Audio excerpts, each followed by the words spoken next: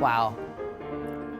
The late 1800s, known as the Gilded Age, and its extreme extravagance continued to be a source of wonder more than 100 years later, spurring books and movies and TV shows, of course, called the Gilded Age, like the one on HBO that I loved.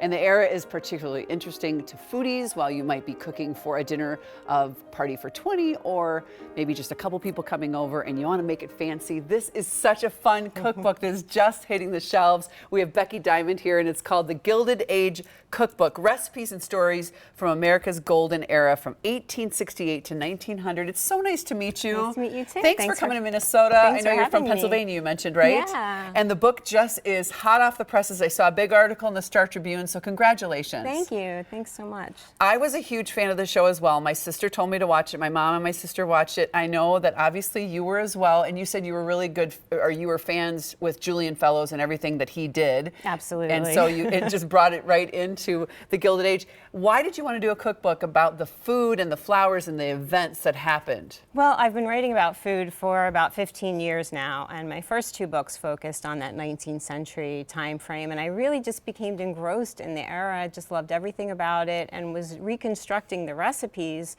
so that I could blog about them and just, update them so people could make them today. And I thought, why not put them all into a cookbook? Knew the show was coming out, thought the timing just is so nice. Really good timing. Look at the pictures in this book. Yeah. I love that there's pictures, there's menus, there's stories, there's ideas of what they did, the extravagance that only few people were able to enjoy. Of course, we had the staffs that lived underneath that did really all the work.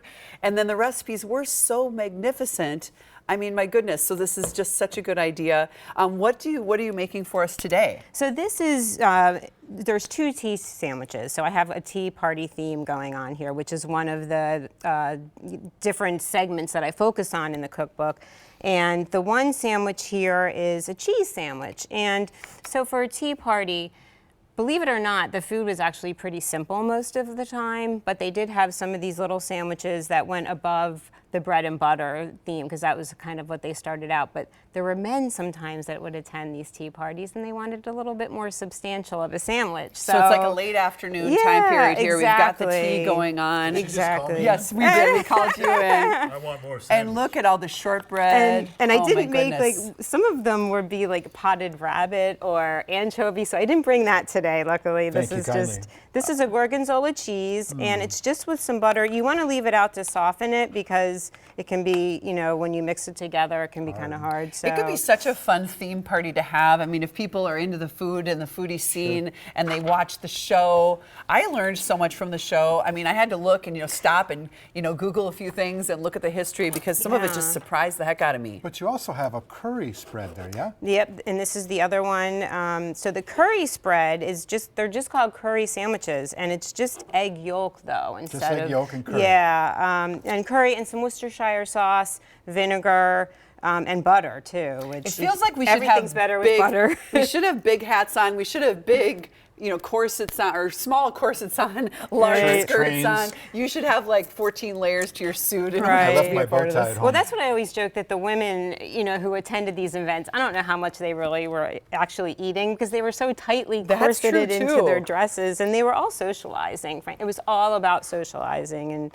improving your social standing. There's such good and- recipes and stories in this. This is so fun. What's one of the main ingredients differences that you've learned from 19th century recipes versus, stuff you'd find Well, one today? of the big, one of their biggest foods was turtle, believe it or not. Interesting. Wild. So the big sea turtles, and then they moved into terrapin. And I always say that's kind of a learning moment for us, sustainability. They got overfished, so overconsumed. I'm glad that doesn't happen anymore. So, All right, yeah. we want to let people know where you're going to be. Becky has two events this weekend while she's in town, a baking demo at Mill City Museum in Minneapolis tomorrow at 1, and an author talk, and also at Treads tomorrow at 11:30 at James J. Hill. Is the one today at 1 o'clock?